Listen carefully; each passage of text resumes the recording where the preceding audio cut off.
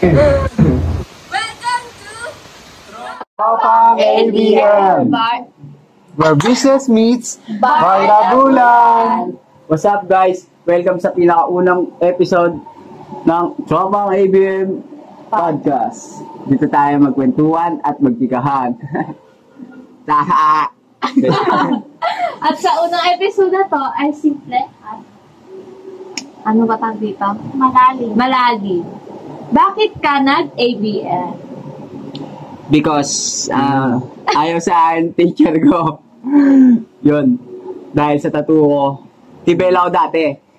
Nagpalipat lang talaga ako. Diba? Next. Sige. Ako, hindi naman ako magiging sa inyo. Alam niyo na tunay kong edad. So, that time na matuto ako maglakad talaga, na porso ako mag-senior high para makapag-college kasi ayaw tumanggap ni Sikat dati nang hindi nakapag-senior high. So, sabi nila, iba na daw ang curriculum ngayon kaya need ko mag-senior high. Dahil kay Louie, kilala niyo si Louie, di ba? Yung dalawa lang sa likod ang hindi kilala si Louie. Dahil kay Louie, mag-ABM talaga ako. Yun din ang gusto niya daw, edi ABM na rin ako. Yun po, ang dahilan ko. O ikaw, Bunso, Shaina, ano ang dahilan? Ba't ka nag-ABM? Nag-ABM ako kasi na-influensyahan ng kaibigan. Yun. Ikaw, Shaina? Kasi, ABM yung ate ko. Wow! Kaya siya nag-ABM. Ikaw, Joyce? Kasi gusto ko matutong humawak ng pera. Nice! Business. Okay ang gusto. Ikaw, Ira? Ira, bakit ka nag-ABM?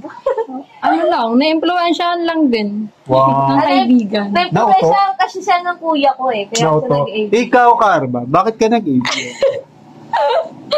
Sabi kasi yung papa ko mag-ABM ako. Katulad yan, yung ate ko, pati kuya ko nag-ABM. Kasi sabi rin ng papa ko. Kaya nag-ABM na kami lahat. Bunso na lang talaga namin kapatid ang malalaman. Siyempre, ganyan. Yes. For our next question. Ano yung pinaka-challenging part nyo sa pagiging ABM student? Pinaka-challenging? Yung bookkeeping. Kasi pag nagkamali ka doon, isang mali mo lang, magsisimula ka na naman sa una. Syempre, uulit ka na naman. Mag-iisip ka na naman kung anong gagawin mo, ganyan. Yun ang mas pinaka-challenging for me, Ikaw, Dila. Sa akin, challenging para sa'yo. yung compute sa bookkeeping, ayun ang pinakamahirap sa amin Legit. Pag nagkamali ka ng isang number, ulit ka talaga. Malala. Saan ka ba nagkamali? Sa kanya. Sa ledger siya nagkamali nun. Ako naman, siguro yung pinaka-hard part sa akin sa pagiging ABM, yung pagbabalance nung pagbabalance ng mga pera doon. Pag magkulang ka na ng piso, galit na si Prof. No? Ikaw, Bonsai na, ano pinaka-hardest part mo sa ABM? Same lang sa inyo, katulad ng pagbabalance, yung debit credit. Ako, love ko talaga yung math pero nung pagdating dyan sa debit credit na yan, nawala na, hindi ko na alam. Nabuset. Ikaw, Jai, anong hardest part mo sa ABM? Pagta-time management. Wow. Kasi nga, sabay-sabay minsan. Tama. Ikaw, Joyce? Same lang din. Ay. Same lang din. Ano mga sinabi nyo? Sige. For our next question, Miss Ira?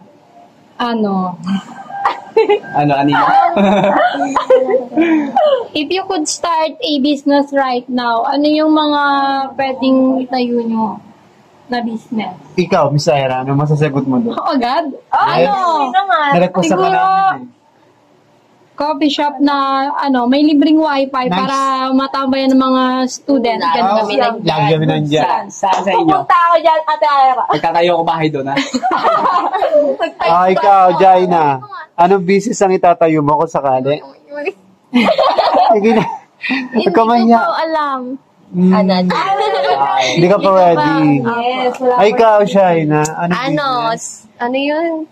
Flower shop tsaka bakery shop. Gusto ko dalawa yon. Di pwede maiwan yung isa. Hindi mo tutuloy yung condom mo? Hindi, ano lang yung workout.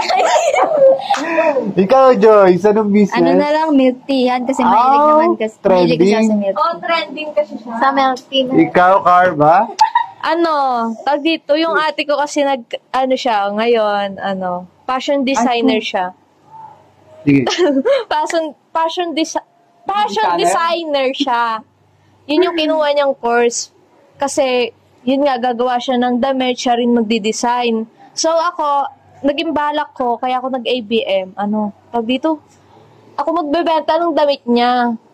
Para yun, mabenta yung damit niya, ganyan. Magtatayo kami ng... Collaboration with your sisters. Magtatayo kami ng clothing shop. Nice.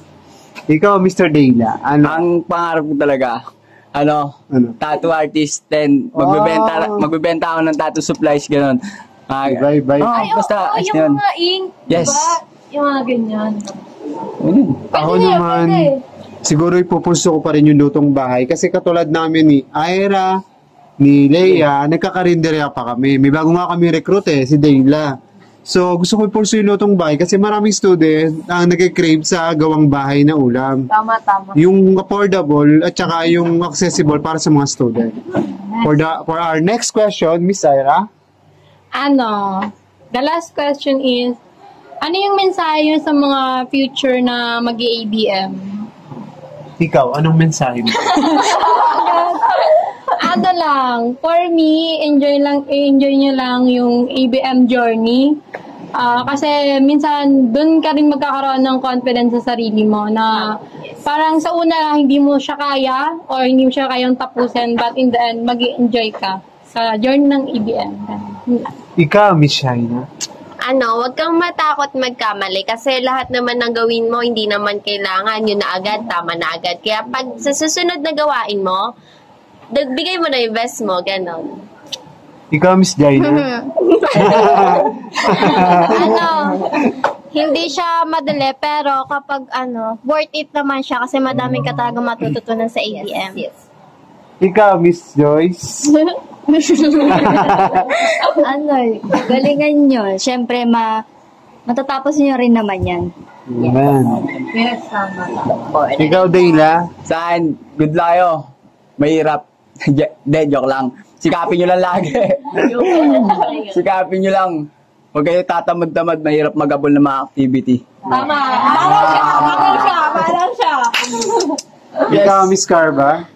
Tawag dito, kahit mahirap ang mga gawain ng ABM, mga gawain na, hindi naman siya mahirap kung kung ipupurso mo, ganyan. Kasi siya mahirap siya pag hindi mo pinag-aralan. Pero pag pinag-aralan mo, gusto mo talaga siyang gawin, yun, madadalian ka na lang. Parang tulad namin, nadadalian na lang. Ako naman, for upcoming ABM student, napakalaki ng chance nyo pag once nakaka-graduate kayo ng ABM. Hindi lang kayo basta magiging manager, kundi matututo kayo mag-organize ng mga bagay katulad ng mga documents, pagbabalance ng mga pera sa isang business, magiging business-minded din kayo. Hindi lang basta business na mabubuo nyo, mag-iisa rin kayo ng part ng community natin, mapag-provide pa kayo ng mga chances na magkaroon ng trabaho yung ibang tao. Yun lang ang aking advice at suggestion.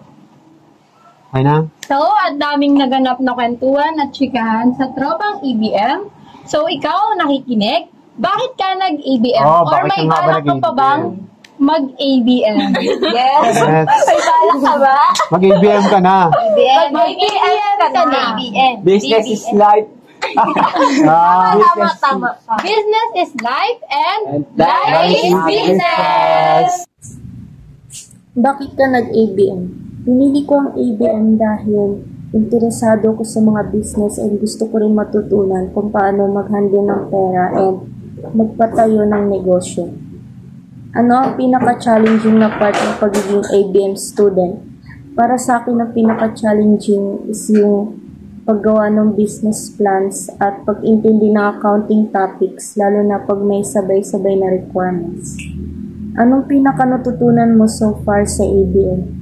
Natutunan ko kung gaano kahalaga ang financial literacy marketing strategies, at teamwork sa pagbuo ng isang maayos na business. If you could start a business right now, anong itatayo mo? Magtatayo ako ng small food business tulad ng dessert shop kasi malapit ito sa interest ko at sa tingin ko mabenta ito sa mga kabataan. What's your message to future ABM students? ABM is challenging but fun. ABM is challenging but fun. Marami kang matututunan na useful sa real life. Kaya enjoy the process and always do your best. At yan po nagtatapos ang Tropang ABM episode podcast. Huwag kayo mag-ABM. Thank you po. Bye-bye! Bye-bye!